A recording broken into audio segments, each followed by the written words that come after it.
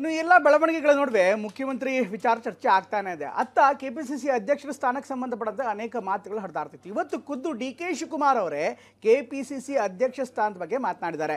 ಅವ್ರು ಹೇಳ್ತಾ ಇರುವಂಥದ್ದು ಯಾರಿಗೆ ಯಾವ ಪೋಸ್ಟ್ ಕೂಡ ಪರ್ಮನೆಂಟ್ ಅಲ್ಲ ಅಂತ. ಈ ಮೂಲಕ ಮಾರ್ಮಿಕವಾಗಿ ಉತ್ತರವನ್ನು ಕೊಡ್ತಿದ್ದಾರೆ. ಇದರ ನಡುವೆ ಮುನಿಯಪ್ಪನವರು ಸತೀಶ್ ಜಾರಕಿಹೊಳಿ ಕೂಡ ಕೆಪಿಸಿಸಿ ರೇಸ್ನಲ್ಲಿದ್ದಾರೆ ಅನ್ನುವಂಥ ಮಾತನ್ನು ಆಡ್ತಾ ಇದ್ದಾರೆ.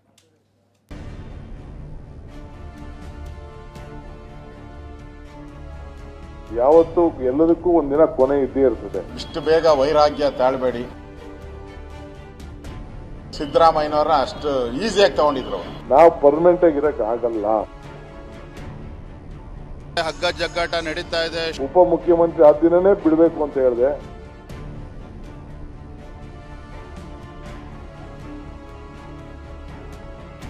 ಸಿಎಂ ಡಿಸಿಎಂ ದೆಹಲಿಗೆ ಹೋಗಿ ಬಂದ ಬಳಿಕ ಕಾಂಗ್ರೆಸ್ ಮನೆಯಲ್ಲಿ ರಾಜಕೀಯ ಗರಿಗೆದರಿದೆ. ನಾಯಕರ ಪ್ರತಿ ನಡೆ ಹಾಗೂ ನುಡಿಯ ಒಳಾರ್ಥವೇನು ಅನ್ನೋದನ್ನ ಕೆದಕುವ ಸನ್ನಿವೇಶ ನಿರ್ಮಾಣವಾಗಿದೆ. ಸಚಿವ ಸಂಪುಟ ಪುನರ್ರಚನೆ ಹಾಗೂ ನಾಯಕತ್ವ ಬದಲಾವಣೆಯ ಚರ್ಚೆ ಮಧ್ಯೆ ಕೆಪಿಸಿಸಿ ಅಧ್ಯಕ್ಷ ಗಾದಿಯು ಮುನ್ನೆಲೆಗೆ ಬಂದಿದೆ.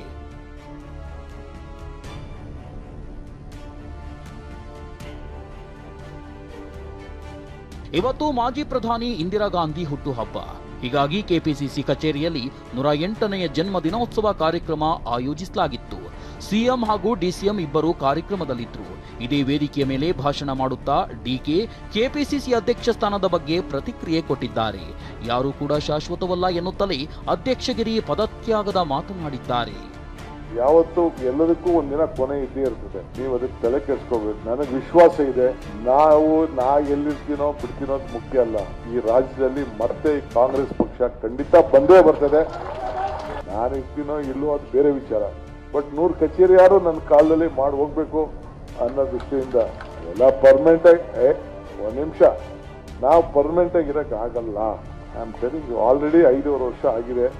ಇನ್ನು ಮಾರ್ಚ್ ಬಂತು ಅಂದ್ರೆ 6 ವರ್ಷ ಆಗ್ತದೆ. ಬೇರೆಯವ್ರಿಗೆ ಅವಕಾಶ ಮಾಡಿಕೊಡ್ಬೇಕು. ಬಟ್ ನಾನು ಲೀಡರ್ಶಿಪ್ ಅಲ್ಲಿ ಇರ್ತೀನಿ, ತಲೆ ಕೆಡಿಸ್ಕೊಳಕ್ ಹೋಗ್ಬೇಡಿ. ನಾನು ಅವತ್ತೇ ನಾನು ಉಪಮುಖ್ಯಮಂತ್ರಿ ಆ ದಿನನೇ ಬಿಡಬೇಕು ಅಂತ ಹೇಳಿದೆ. ಖರ್ಗೆ ಸಾಹೇಬರು, ರಾಹುಲ್ ಗಾಂಧಿ ಅವರು ಇರು ಡಿಕೆ ಸ್ವಲ್ಪ ದಿನ ಇರು ಅಂತೇಳಿ ನನ್ನನ್ನು ಇರಿಸ್ಕೊಂಡ್ರು. ಡಿಕೆ ಆಡಿರುವ ಈ ಮಾತಿಗೆ ವಿಪಕ್ಷ ನಾಯಕ ಆರ್ ಅಶೋಕ್ ವ್ಯಂಗ್ಯವಾಡಿದ್ದಾರೆ. ಇಷ್ಟು ಬೇಗ ವೈರಾಗ್ಯ ಬೇಡ ಡಿಕೆ ಅಂತ ಕಾಲೆಳೆದಿದ್ದಾರೆ. ಇಷ್ಟು ವೈರಾಗ್ಯ ಬೇಡ ಅಂತ ನಾನು ಡಿ.ಕೆ. ಶಿವಕುಮಾರ್ ಅವರಿಗೆ ಸಲಹೆ ಕೊಡ್ತೀನಿ. ಇಷ್ಟು ಬೇಗ ವೈರಾಗ್ಯ ತಾಳಬೇಡಿ. ಇನ್ನೂ ವಯಸ್ಸಿದೆ ನಿಮಗೆ. ಸಿದ್ದರಾಮಯ್ಯನವರ ಅಷ್ಟು ಈಸಿಯಾಗಿ ತಗೊಂಡಿದ್ರು. ಮತ್ತೊಂದು ಕಡೆ ಕೆಪಿಸಿಸಿ ಅಧ್ಯಕ್ಷ ಸ್ಥಾನಕ್ಕೆ ಸಚಿವ ಸತೀಶ್ ಜಾರಕಿಹೊಳಿ ಹೆಸರು ಈ ಹಿಂದೆಯೇ ಕೇಳಿ ಬಂದಿತ್ತು. ಇದೀಗ ಬೆಳಗಾವಿ ಸಾಹುಕಾರ ದೆಹಲಿ ವರಿಷ್ಠರ ಮುಂದೆ ಅಧ್ಯಕ್ಷ ಪಟ್ಟಕ್ಕಾಗಿ ಬೇಡಿಕೆ ಇಟ್ಟಿದ್ದಾರೆಂಬ ವಿಚಾರ ಹೊರಬಂದಿದೆ.